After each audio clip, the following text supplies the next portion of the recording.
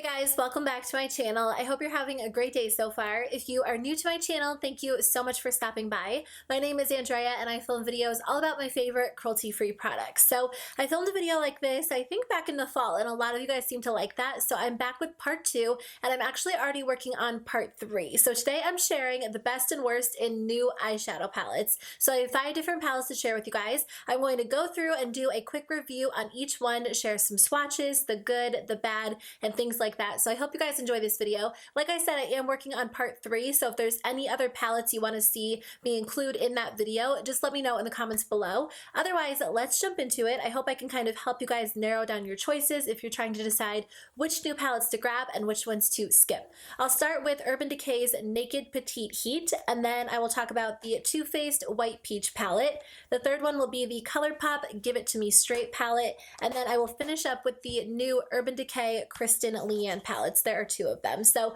feel free to jump ahead at any point and let's get started. So the first palette I want to talk about is the Urban Decay Decay Petitie Heat palette. I was really excited about this when I saw it on Instagram just because I am a big fan of the Urban Decay Naked Heat palette. It's one of my absolute favorite palettes of all time. I just love the formula, the colors, it's so blendable and smooth, and I love like warm tone shadows. So I was really excited about this palette just because I love the original one so much. This one's actually not available yet. It will be available starting on February 22nd at urbandecay.com, and then it's also coming to Sephora and Ulta. So this is a very small travel friendly palette. If you guys are familiar with the Urban Decay Naked Basics palettes, this is basically the same exact layout, the same exact size. The only difference is that this one comes in a plastic case, whereas those are kind of like that soft touch matte case. But I like the plastic case a little bit better. I just feel like it's a little bit easier to clean. It comes with 6 full-sized eyeshadows. So the shadows in here are the exact same size as the shadows in the Urban Decay Naked Heat palette,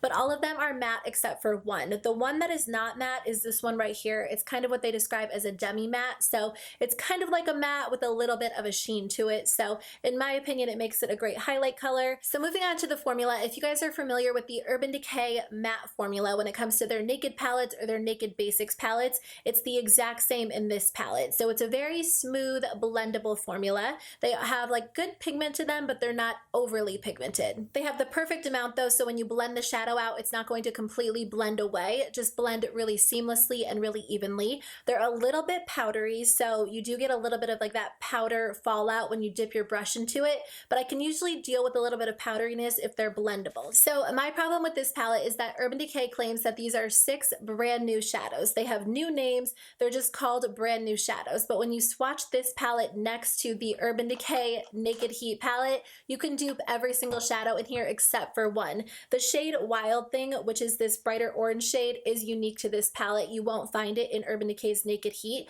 but the other 5 shadows are exact dupes of 5 of the shadows in the regular Naked Heat palette. But honestly, I would just say skip it and save your money if you already have the Naked Heat palette, because it's basically an exact dupe of this palette. It just doesn't have the shimmer shadows. That being said, if you don't have the Urban Decay Naked Heat palette, but you were kind of thinking about it, you might enjoy this one. It's definitely more affordable. It's $29 and it comes with half the shadows, but they're all matte shadows. So if you didn't think you would wear the metallic or shimmer shadows in the Naked Heat palette, you might really enjoy it. I think it is a good quality palette. It's just whether or not you already have Urban Decay's Naked Heat or not. But this one breaks down to be a little bit more expensive per gram if that matters to you. I'll put that information on the screen for you guys if you're interested in hearing about it. I would honestly just kind of think critically about whether or not you need it in your collection. Okay, let's talk about the Too Faced White Peach eyeshadow palette. I talked about this in a recent purchase or pass video, and I told you guys I was kind of on the fence about it. I wasn't sure whether or not I should grab it, but I was kind of leaning toward grabbing it. So it got a lot of mixed reviews from you guys. Some of you were saying that you really loved it. Some of you were saying you really hated it. So I wanted to try it out for myself and see if I liked it or not. So this one is available now at Sephora and TooFaced.com. I'll link it in the description box below. The packaging is beautiful. There's no doubt about it. It looks a lot like the Just Peachy Mattes palette, and a lot of people love that palette, myself included. So the Just Peachy Mattes palette has 12 matte shadows, and they're very blendable and easy to work with, but this one has 7 matte shadows, 3 metallics, 1 shimmer shadow, and then 1 matte shadow with like some golden sparkle in it. So you do get a range and a variety of shadow finishes, and the formula is not quite quite the same. If you're very sensitive to scents, I honestly don't think this one's going to bother you. I didn't even realize it was scented until I read it online, and I really like made an effort to smell it, and I felt like then I could kind of smell like the white peach scent, and it smells really good, really pleasant in my opinion, but it's so super subtle that I don't really think it would bother you. So what's weird to me is that on the website they describe this palette as a buildable saturated palette, and I feel like those are the two adjectives that I would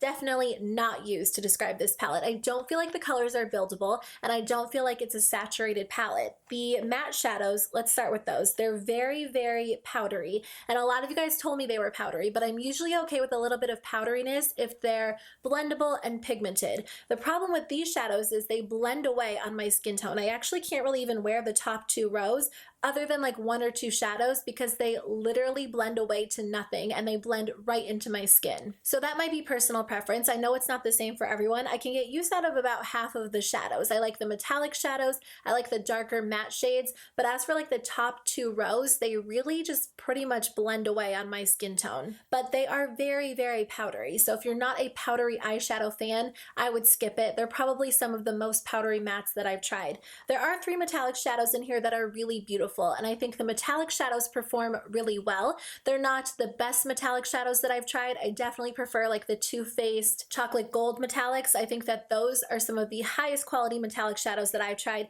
These are a little bit more like glittery and gritty, but you can pack them onto the eyes and they do show up pretty well, and they're pretty colors. I feel like it's a pretty palette and it's a little bit different than their other peach toned palettes, so I was thinking that it might be a promising palette, but I would have to say save your money. It's a $45 palette, so I feel like it is a little bit more expensive, and there are definitely other palettes on the market that are better than this one. So in my opinion, this was one of the worst that I tried.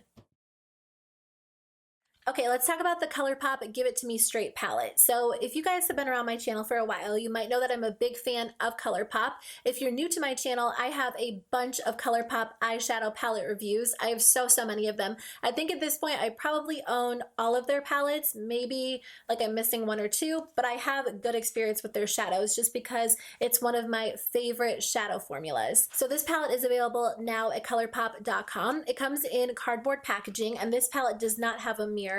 The packaging though, I kind of prefer because it's not like that soft matte packaging like some of their other palettes. It's like a shiny, glossy material. So I feel like it's not going to get as dirty as some of my other palettes, and I kind of like keeping my palettes as clean as possible. The back has all of the names on it, and it comes with 7 mattes and 5 metallics. This is a really beautiful warm toned palette. I think in general, you're going to get a rich, bold, copper, warm eye look. You might be able to get like a pink toned eye look or a little bit of a smoky look, but in general you're not going to get a lot of like natural everyday looks, at least every day for me personally. You might be able to, but I feel like once I start blending the shadows onto my eyes, it always turns out looking pretty bold. That could just be because like I tend to have a heavy hand with eyeshadows, and I always want to do like a really wearable look, and then I end up with like a super hot pink eyeshadow look. But I really enjoy this palette. It reminds me a lot of Urban Decay's Naked Heat with like pops of like purple or mauve tones in it. So it's kind of like the perfect palette in my opinion, because you do get those copper shades, you get those purpley shades, some good neutrals, some good browns. If you aren't familiar with ColourPop eyeshadow formulas, the matte shadows are very blendable, very smooth and pigmented. They kind of perform similarly to Urban Decay's Naked Matte shadows. So if you've tried those and you like those, then you might really like these. The metallic shadows are gorgeous. They're super saturated, so you can just use your finger and apply them, or use a brush, and you're going to get really good color payoff. And they're just so smooth and creamy and blendable. Honestly, ColourPop formula is my favorite formula ever. So I don't know, I haven't really found a ColourPop palette that I haven't liked. There's a couple of like their glitter shadows, or you know, when they switch up the formula, that aren't necessarily my favorite, but this is like their tried and true matte and metallic formulas. So I don't think you could go, sorry, those words came out weird. I don't think you could go wrong with this palette if you like the colors, because the formula is so high quality in my opinion. And I was kind of going through my palettes trying to decide if it was similar to any of them. A lot of you guys were thinking that it might be similar to the You Had Me at Hello palette, and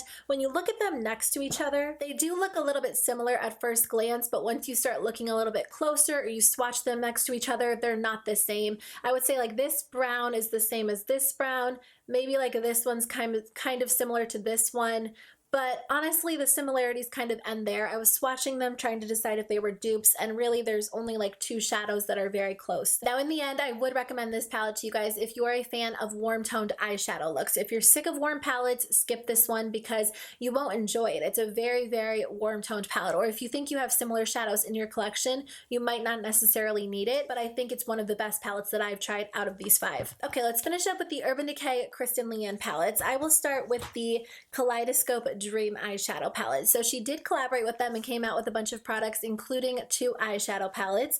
So one of them is a little bit more neutral, one of them is a little bit more bold. So we'll start with the more bold, colorful one. These are limited edition palettes. They are available at Sephora, Ulta, and then also Urban Decay's website, of course. So this one's really interesting, and I'm just going to come right out and say it. The layout is weird. I know that they were trying to do something a little bit different, but I feel like in general, when eyeshadow palettes aren't laid out in a way that makes sense to the majority of people, it kind of turns people off, in my opinion. Like, I personally look for shadow palettes that are pleasing to the eye, that kind of are laid out in a way that I would know which shadows to grab, and that are just easy. And sometimes when they throw in like weird shaped pans in like a weird order, I just don't like it. It's not my personal preference. So I don't love the way that this one is laid out. And the actual cardboard packaging just feels kind of cheap, in my opinion. I mean, I get why ColourPop does it because their palettes are $16. But we all know that Urban Decay is capable of producing something a little more high quality. I mean, this palette retails for $39. But, you know, moving past the actual packaging, I want to talk about the actual shadow formula. I forgot to mention that it does come with a little mini dual-ended eyeshadow brush. It comes with 8 metallic shadows and 2 matte shadows. The 2 matte shadows are in an orange shade and a black shade. They're very pigmented, very saturated. I think they're really nice. So the matte shadows are definitely high quality, and the metallic shadows are beautiful. They're some of the best metallic shadows that I've ever tried. My current favorite metallic eyeshadow formula is the Too Faced, I can never remember the name of it for some reason, the Chocolate Gold palette. I love that formula. I also like Urban Decay's Heavy Metals palette, but these metallic shadows are way better quality than the Heavy Metals palette, and I thought the Heavy Metals palette was pretty good quality, but after using these, I think they kind of blow that palette out of the water. They're just very pigmented and very easy to use. You can go in with your finger or a brush, but you get great color payoff. They're super saturated and rich in color, and they go on really nicely, which I think is super important if you're playing with, you know, brighter, more dramatic colors. If you are not a fan of colorful shadows, I don't know if this really needs to be said, but you're not going to want to buy this palette. There's really nothing neutral about this palette. So this is definitely one of the best palettes that I've tried in a long time, and I think you guys would really enjoy it if you like metallic shadows and you like colorful shadows, or if you like Kristen and you want to support her, but I totally think that one is worth the $39. So finishing up with the second palette that they released, this one is the Daydream eyeshadow palette. So it has similar packaging to the Kaleidoscope palette. It's just kind of like cheap cardboard packaging, and I don't know, you guys, like, I know it's not all about the packaging, but when you spend money on a higher end eyeshadow palette, I kind of feel like the packaging should be a step up from something that you would get from maybe like ColourPop. I mean, even the drugstore has better packaging than this, you know, cardboard packaging, in my opinion. Again, totally personal preference. But all of the shadows are matte and they're very nice. They're really smooth and blendable, pigmented, easy to work with. Again, they kind of remind me of like the Urban Decay Naked matte shadows, but I kind of like them a little bit better. I feel like they're a little bit more pigmented and they perform really nicely on the eyes. They're very, very powdery again, so just kind of keep that in mind if you're not a fan of powdery shadows, but I can make them work for me just because they apply really well otherwise. So it comes with 5 different colors and they're all very neutral except for this middle shade. I feel like the middle shade's a little bit random for me personally. It's a nice color, I will wear it, but I feel like these 4 shadows go really well together, and this one's kind of random. Like, I create a lot of eye looks using these 4, but I usually skip over this one unless I'm going for like a pink eyeshadow look, and I wear a lot of pink on my eyes, but I just feel like it doesn't really go with this palette, at least in my mind. My other problem with the palette is that these 2 shades are very similar. They're not exact dupes, obviously. Like, when you look at them, you can see that there's a difference between the 2 shadows, but I feel like they're close enough that they didn't need to put both of them in this palette. They could have replaced one of them. Those are just my personal opinions, though. If you look at this palette and you think you like all 5 shadows in here, then I think that's great. It's just some of the things that I've noticed after using this palette for a while.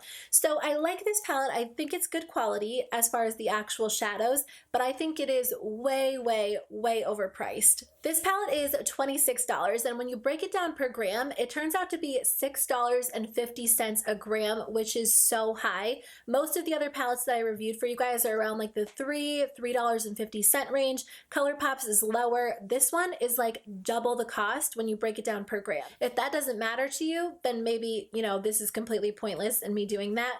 But I just feel like for $26, you can get a lot more product and get similar shades just by like ColourPop singles or by like an Urban Decay Naked Basics palette. So while I do enjoy the palette and I do find myself reaching for it, I would say skip it. They sent this to me in PR and I wouldn't end up spending my own money on it just because I feel like it is very overpriced. Okay guys, that is the end of my video. Thank you so much for watching. I'm sure this video was a little bit on the longer side, so if you're still watching, thank you for watching. I hope this video was helpful if you were trying to decide whether or not to grab any of these palettes. Make sure you let me know in the comments below if you've tried any of them, if you would recommend them, and what you guys think. Otherwise, I hope you have a great day, and I'll see you in the next video. Bye.